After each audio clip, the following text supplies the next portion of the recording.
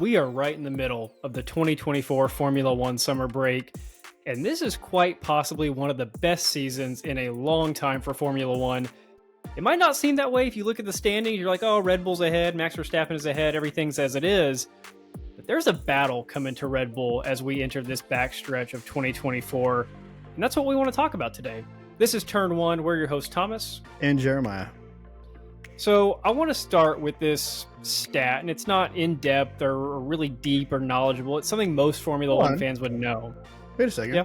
Guys, if you do like this content, please, it goes a long way. If you like the video, subscribe to the channel and hit that notification bell. Seriously, it would help a lot.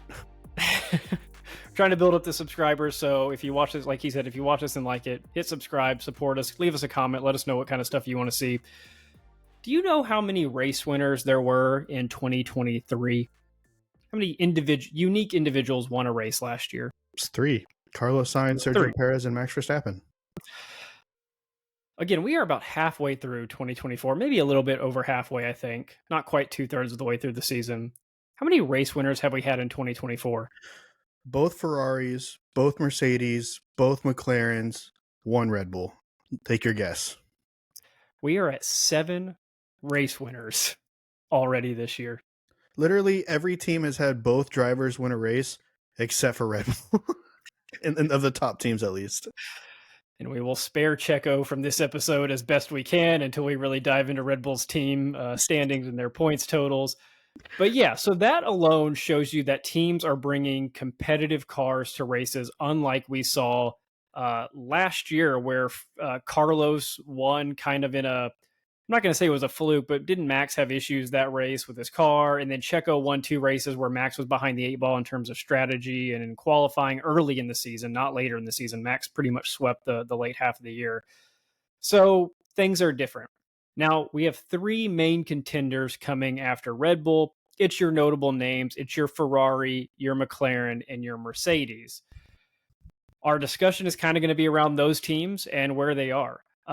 Let me start real quick with where the actual standings lie. So, for drivers, Max Verstappen still clearly in the lead here. 277 points to Lando Norris at 199, Charles Leclerc at 177. Lando, of course, passed Charles a couple of weeks ago, roughly around the time. I feel like it was kind of when Charles was winning Monaco. Right after that, Lando went on a little bit of a run and passed him. It wasn't when he won Miami. He wasn't ahead at that point. And then you actually have the other McLaren driver down in 4th at 167. So you have 3 drivers all within 110 points of Max Verstappen. Yes, that's a lot of points. But in the most wild situations, 4 race weekends can flip those results if Max just doesn't put it together. And we're still waiting for the very obvious Valtteri Bottas win. It's happening. It's going to happen. He's yet to crack the top 10, but let's put him on a podium, folks. When you flip over and look at the team standings, I still feel like Max is going to win, and you can debate me on that, or you can make a case for another driver to make a play at a win. I still think Red Bull is in a tougher situation than Max Verstappen is as a team. Of course, we've talked about Checo's issues not getting points. Max has also struggled to get the same points he's getting that he got last year, because of course last year he had 19 race wins. He's not getting 19 race wins this year, so you're automatically down in the points from where you are. Red Bull's at 408 to McLaren's 366, Ferrari at 344, Mercedes is quite a bit behind at 266. But McLaren and Ferrari are right there. That is 2 or 3 good weeks in a row from both your drivers, which both McLaren and Ferrari are having good weeks from both of their drivers. Walk me through where your thoughts are right now in the season. I'll start in the constructors. We are dangerously close to Red Bull finishing 3rd in the constructors. That's a real possibility. And that's beyond baffling if you saw how they finished last year. But the fact of the matter is Sergio was there last year. He's nowhere to be found this year. And that plays a huge part when you have 2 drivers that are accruing all these different points towards this total. Now you have both Ferraris that are almost a guaranteed finish top 7, sometimes top 5, both of them. You have both McLaren drivers that at this point are almost a guaranteed top 4 every single race. It's weird to see one in 5th or 6th. Even Mercedes is starting to have days, and it's almost a guarantee that you will have one Red Bull in the top 5 and one Red Bull out of the top 5. And that's a huge problem if they want to hold their title of being constructors champions. I'll switch over to the drivers championship real quick. It's really tough to go against Max. Max is probably going to win. I'm not going to say he's going to run away with it. It might be a close battle there at the end, but given Max's driving ability and Red Bull still having what I would consider the better car, even though it's a close debate, I still give the title to Max. I think you can make a very strong case for Lando. If Lando continues to win races, even if he doesn't win, regularly gets second, and Max continues to have these struggling moments where he's finishing in 5th or 6th, whatever it may be, you have a strong case for Lando winning his first drivers championship, and that would be wild. But I'm not going to go there yet. I'm going to give it to Max on the safe bet. I think the other thing when you were talking about the team standings there, one thing that would make the race closer, I think. So you mentioned that there's 2 teams vying for the Red Bull spot, and it could push Mercedes down to 3rd, which it might be a little bit out there of a prediction. Like, we're not calling Red Bull to be 3rd, but it's a realistic possibility, right? Like, we're not saying that's going to happen, but it definitely could. If they just blow the back half of this season somehow and McLaren and Ferrari do the right things, then it's possible. To be clear, you said Mercedes, you meant Red Bull. Yeah, whatever I said. Mercedes is not 3rd. You meant Red Bull down to 3rd is a possibility. Correct. Just wanted to make sure that was clear. Okay. Yeah. Now you're moving into Mercedes. I'm looking at Mercedes because that's my next point here. They're at 266, which kind of puts them out of that fight with McLaren and Ferrari. But what did they just have 2 or 3 weeks ago stripped away from them? 25 points from George Russell's win in Belgium. They would be right there in the mix at 280 some odd, 290 some odd points with that victory still in place. Right. And you still have Lewis Hamilton winning at Silverstone. So, and George Russell won a race earlier in the season. Mercedes could very well make a comeback towards this, with Ferrari not necessarily being strong on the podium and it being more of a Mercedes, McLaren, Red Bull kind of switch off. We could see Mercedes come back into this fight and Ferrari kind of get pushed down to 4th. That is a possibility. I want to save McLaren for, I guess, our last discussion. Let's start with Mercedes and Ferrari, because the interesting part about both of these teams is they're super competitive this year. And I don't even want to go into next year's stuff, but it is odd that they're both now catching Red Bull when both of them have drivers changing around after this year. Not saying that it's odd that they're making a push right now, but it does feel weird that if they do catch up, if McLaren and Mercedes, if Mercedes and Ferrari do somehow make a play on McLaren and Red Bull towards the end of the season, everything gets flipped around at the end of the year and you don't get to see that carry on into the next year. But I think that also speaks to Carlos at Ferrari was for a while driving for a seat. Now, of course, he's signed with Williams, so he's secured and set up, but he's having a good season. He really is. He got a win back in Australia. He's had some really good results. And then I think at the same time for Mercedes, of course, they're losing Lewis Hamilton. George Russell's been better this year than he was last year. Of course, in George Russell's first season with Mercedes, he was Mr. Consistency. He got dozens of top 5 finishes. I mean, a lot of them in that 2022 season. Last year, he was docked for being Mr. Inconsistency as he continually crashed as he reached the end of these races, especially like Las Vegas. Remember back to that, he was fighting Max Verstappen for a top 5 finish and then just puts it in a wall right there at the end of the Vegas Grand Prix. This year, we're not seeing that. George is staying in races. He's staying competitive. He's getting points. He only gets docked in Belgium for the weight issue, which isn't really his fault. That's the team setup thing. So I'm interested to see how Mercedes and Ferrari catch up to Red Bull. I think Mercedes has a lot longer to go, but maybe Ferrari can do it. I want to stay with that thought that you had about the things that are changing. George Russell's not changing at Mercedes, but what is changing is Lewis Hamilton. Lewis Hamilton had a terrible start to the season, and not terrible as in like, oh, he's an awful driver, but terrible by the standards of a 7-time world champion. He seemed like he was off his game. Now he typically does have slow starts to seasons, but it seemed like he was really off the pace in the beginning half of this season, or I mean the very beginning of the season. In late, he's actually showing to be pretty impressive. Given, I mean, he's won a race. He's won two now because George Russell's weight problem. But Lewis Hamilton may be making a strong push for the second half of this season. And if Carlos stays on his path of the strong final season at Ferrari and Mercedes are giving up two drivers that are ultimately going to decide where they finish in this Constructors Championship. I mean, that's insane to me because they're both on a tear right now. Again, and not to get too much into 2025, but somehow to me, it feels like Red Bull's going to run away with 2025, and we should really cherish this 2024 year because I feel like a lot of teams are changing things other than McLaren, which we'll get to. Correct me if I'm wrong. So many teams are changing things for next year, all in preparation for the 2026 changes. I don't think Red Bull's going to be changing that much outside of missing Adrian Newey. Yeah, it's going to be weird. It's going to be very different, but it's not like they're all of a sudden going to have terrible drivers behind the wheel. Ferrari is going to have Lewis Hamilton, and Mercedes is still an unknown, so we don't know where that's going to end up.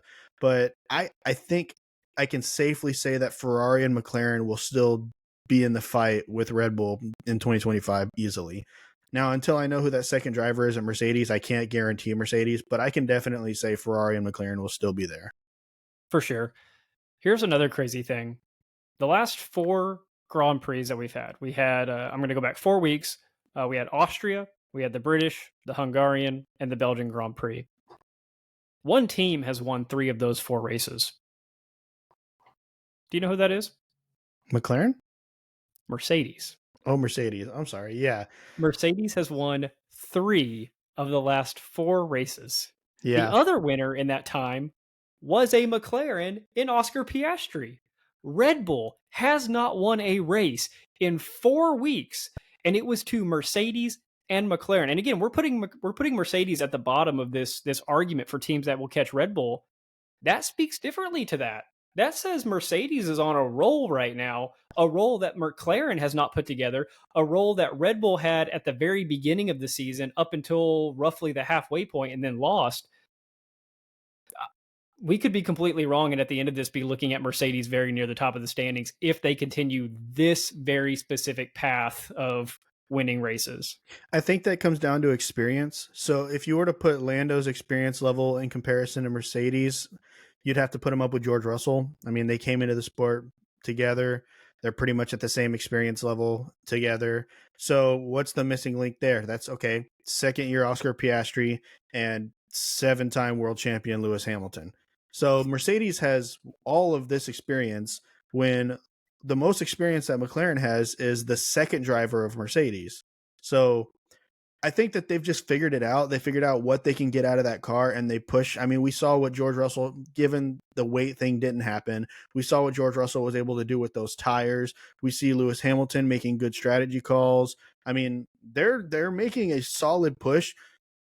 If I had to give the end of the year standings between a Ferrari and Mercedes, to where Ferrari's going to end up versus where Mercedes is going to end up, I'm going to say Mercedes ends up above Ferrari. I don't see Ferrari making as hard of a push as Mercedes, and we're only at the halfway point. I don't know if I have enough to debate you on that because Mercedes has 3 race wins to Ferrari's 2. And again, that's not the only thing to go on is race wins, of course, but that does show that you can put your car on the top of the standings. And not to say that it's not to say it doesn't count, but one of Ferrari's race wins was Monaco, right? Which is the outlier Grand Prix here, as you can't really use that as a baseline for other races or even how your season is going, because sometimes Monaco just does its own thing and it doesn't fit into the natural order of Formula One. I think, when you look back at, let's say since Lewis Hamilton was dominant at Mercedes, Monaco was always the race every year that was a wild card for who was going to win. It wasn't going to be Lewis every year. It wasn't going to be Max every year. Of course, they had their race wins there, but there was always people that could make a play for it. And so Charles winning there, while awesome, just doesn't show me a whole lot. It doesn't show me near as much as Carlos winning in Australia. The only problem with that win is that was the third race of the year, and we're now going into race 15 here in a couple of weeks. Exactly my point. Yeah.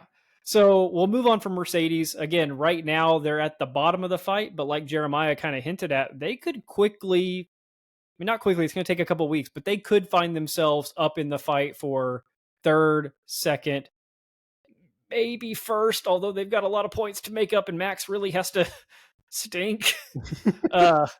I don't know if they can make a play for Red Bull, but they can definitely make a play for the podium in terms of season standings as a constructor.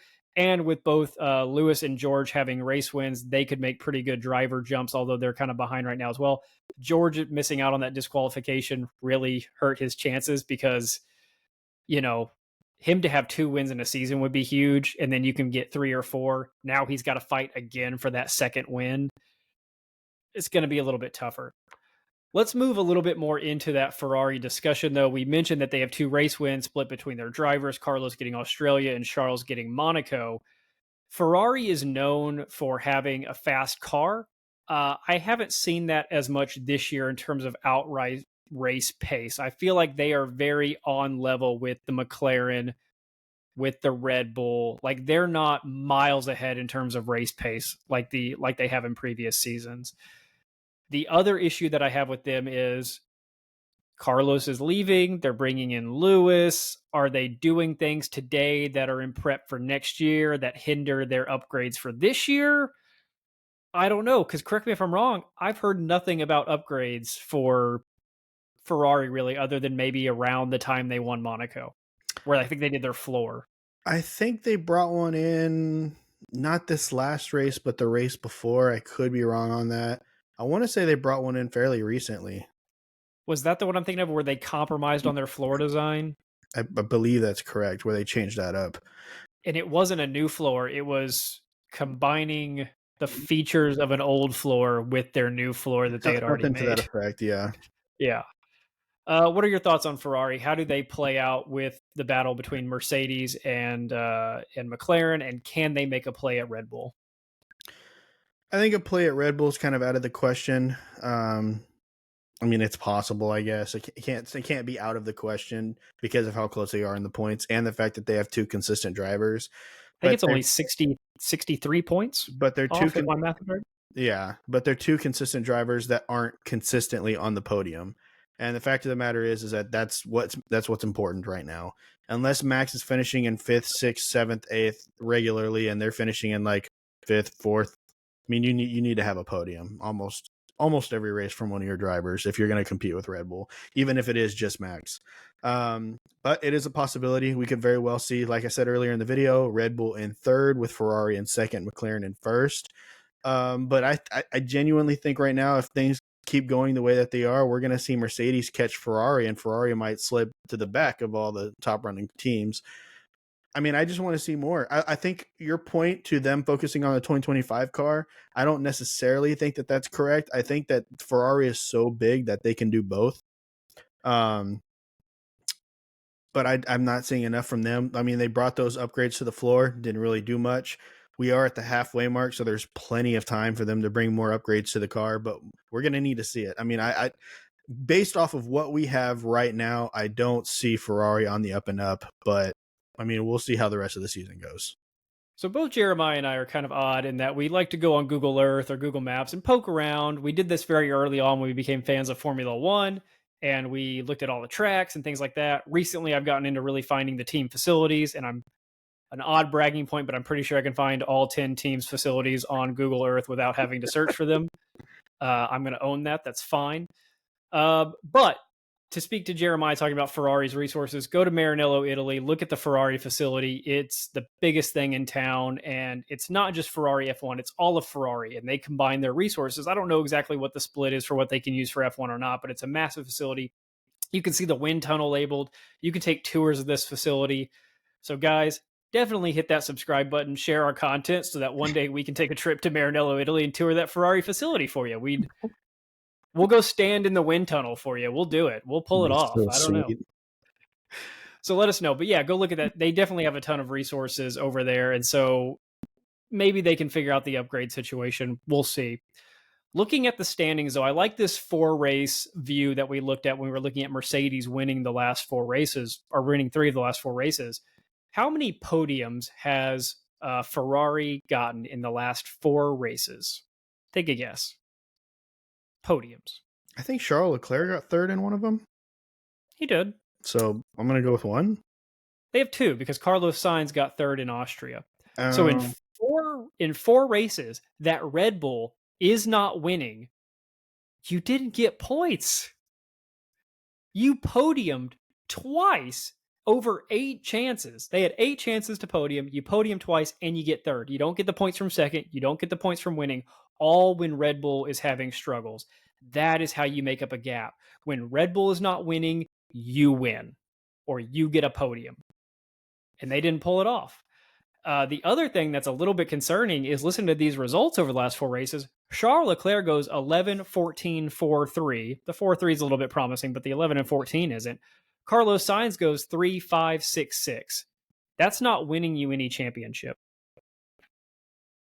No, and that kind of takes me back to what I was talking about, where they're not consistently getting that podium spot. It's something that they're going to need to do if we want to see them surpassing Red Bull, because even though it is just Max Verstappen at the top, you can't take it out of the equation that Max is going to win more races this season. A fair lot more, actually. It's not like he's going to win out for the rest of the season, but he's definitely going to get his fair share of wins. And so with that amount of knowledge known, you kind of have to take advantage of the opportunities when they show up. So if Max isn't getting first, second, or third, if Max is getting 5th, 6th, 7th, 8th, whatever, you need to be on that podium every single time that happens. You know, we saw this last year. The 2 races that Checo won were when Max wasn't competitive. That's what you want out of a teammate. We also saw the week that Red Bull just messed up, whatever week that was, Carlos steps up and wins. This is a season where there's more opportunities to do that. Do it. Red Bull's not winning 19 races this year, or however many they won last year. You got to step up and win, as Mercedes has. Mercedes has taken advantage. McLaren took advantage of the last 4 races, and they put wins on the board. They put podiums on the board. Ferrari ain't doing it. So I think that just speaks to kind of what you were getting at, as them working their way to the bottom of this fight. They've been sliding ever since the first couple of races of the year when Charles was getting back-to-back podiums early on.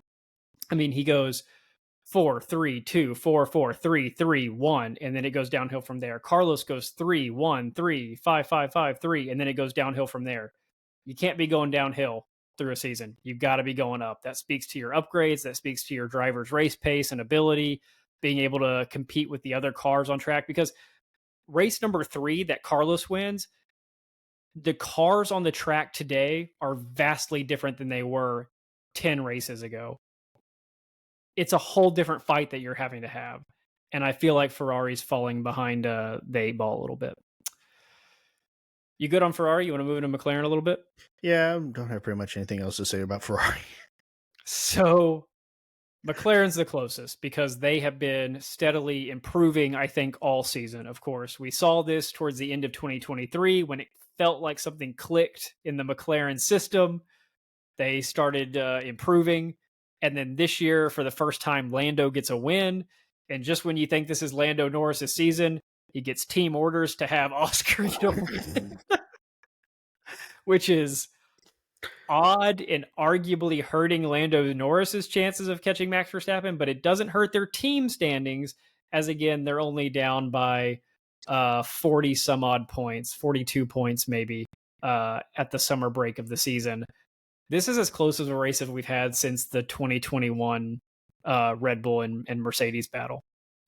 Yeah, and just like in the Red Bull versus Mercedes battle, it's been Mercedes and it's been their title to win, and then here comes Red Bull. Well, just like that, it's been Red Bull, it's Red Bull's title, and here comes McLaren to take that away from them. I mean, it's an awesome story, and quite frankly, I think we're going to see McLaren take it. I mean, it's tough. It's tough just because Max isn't winning outright. And even if he was, you know what I mean? McLaren 2-3 every single race. It's kind of hard to argue with that. Now, I am taking Mercedes out of that argument a little bit, which probably isn't fair to them. But Max isn't winning every single race. So there's going to be more chances. I think we see another win from Lando, maybe 2 before the season ends. Oscar maybe gets close. I don't know if he gets another win, but we're going to see Oscar on the podium a lot this season. We're going to see Lando on the podium a lot, if not winning this season. And it's going to be a toss-up at the end of the season unless Checo figures it out. That's the only thing here. Because, listen, we've been dogging on Checo a lot, so I'm not going to. I'm going to give him a little praise here. He did great last year. I understand that. He's struggling with this car because this car is geared more towards Max's driving style. However, if he can flip a switch and start getting on that podium regularly and at least climb up from, what is he, 6th, 5th in the driver standings right now? He's 7th. So you really want him to climb out of that hole? Okay. All right. No, my point still stands. No, if Checo can at least get up to like 5th, maybe 4th, I think Red Bull still runs away with this thing. I mean, it's all dependent on Checo. He is currently 31 points out of 5th. It's not the end of the world, but without you winning races, that's a much tougher gap to make up. So he's 7th. What's that? Both Ferraris, both McLarens, and both Mercedes and Max? No, George Russell's behind him. So George Russell's 8. Oh, okay. Yeah. It makes sense when you think about it. Yeah, you're right. So he's got a ways to go. Hold on. I agree with you. Answer me this real quick. If George Russell had won that race, would he be above Checo? Yeah, because he's only 15 points ahead of behind Checo. Oh yeah, okay, I got you. How many points ahead is Lewis Hamilton? 19. Okay. So if Lewis Hamilton had gotten 2nd and George Russell won that race, both Mercedes would both. Because Lewis still would have gotten 18 points. You're right. He would have been 1 point behind Checo. Okay. So I agree with what you're saying because every time, the recent seasons, the team that wins the constructors is always like 1-2 in the drivers, 1-3 in the drivers. I don't know how far we'd have to go back to find a 1-7 constructor. That would, I could be wrong, but I don't know. The other thing, which I didn't touch on, which I wanted to earlier, when you were saying that Red Bull could find their way down to 3rd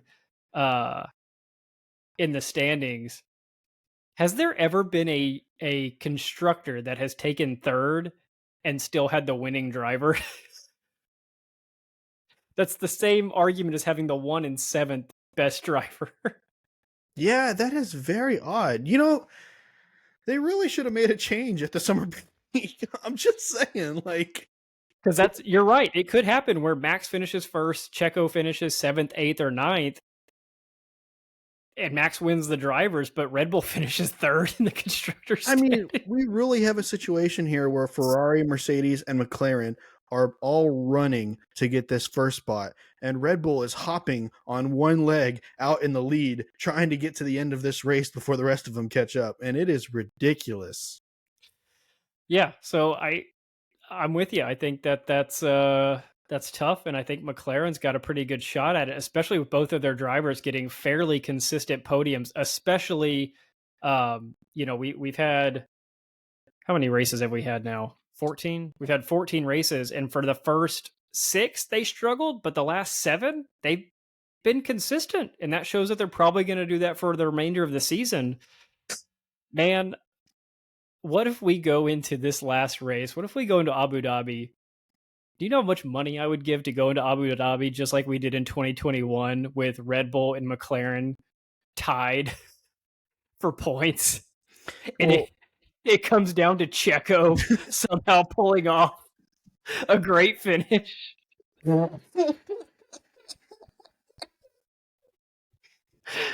He's got to battle off the young Oscar Piastri to win a championship. No. Oh, that's so bad. I don't know what would need to happen to make that point standing happen, but I think it was 398.5 or something very close to that is what Red Bull and Mercedes went into that final race with, and it was a battle. It was a shootout for the win. If Max won, Red Bull wins. If Lewis wins, Mercedes wins. Hold And on. that was the drivers. Yeah, wasn't it? because in the constructors, Mercedes still won. Yeah, so this would be the same battle, but for the constructors, because Yeah. I don't know if we'll get that. I don't know if Lando's going to catch Max. He could, but I don't know if he will. But dude, that would be so awesome. It all depends on where you're watching that qualifying. Just come on, Checo, please. That's the one where he spins off the track when everybody's doing their heaters. Starts in 17th. Just Can he climb his way through the pack? He ends the race in 15th. Oh no! Please don't let us be right on that. So, I mean, that's pretty much it. It's Mercedes, it's Ferrari, and it's of course McLaren. Right now, Mercedes is at the bottom of that pack, but over the last 4 races, they've shown that maybe they can work their way to at least the middle of that pack, if not being the top. If McLaren has struggles, Ferrari's kind of the oddity here, where they've had decent results, but they don't show a lot of promise. Maybe is the right word.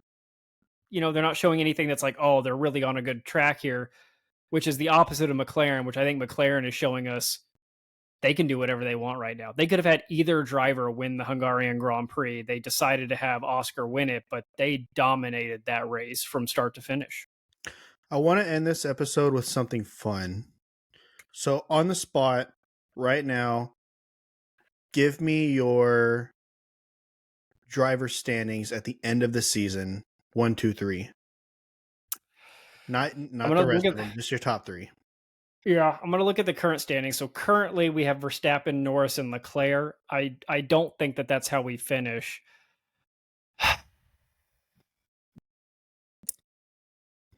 I'm going to say that Max still does it. I think Max gets a couple more wins. Obviously, he's just that good. Max is the best driver in the world. His car might have some issues. His team strategy might have some issues, whatever. Max is still the best driver in the world. Give me Max to win. Give me Lando number 2. And give me Oscar to pass Charles Leclerc and finish 3rd. All right, I'll give you mine, and then we're going to do constructors. Okay. Give me Max winning it. I don't see it happening. Tough. Give me Max winning it. Give me Lando in 2nd. And give me Sir Lewis Hamilton passing Carlos Sainz and Oscar Piastri and Charles Leclerc to take that 3rd spot. He's been on a tear, and I'm here for it. He has been, and it's not that many points. It's 27 points right now. Is that he needs 28 points to pass Charles right now if everything holds. Right now, he just needs 12 to pass Carlos. Let's take it one step at a time. 12 to pass Carlos, and then he needs another 5 after that if he were to have a day to pass Oscar Piastri, and then it's another 10 to Charles Leclerc after that. What a slap in the face to Mercedes and Toto. Hey, I finally got back onto getting a podium in this thing. Mercedes is back.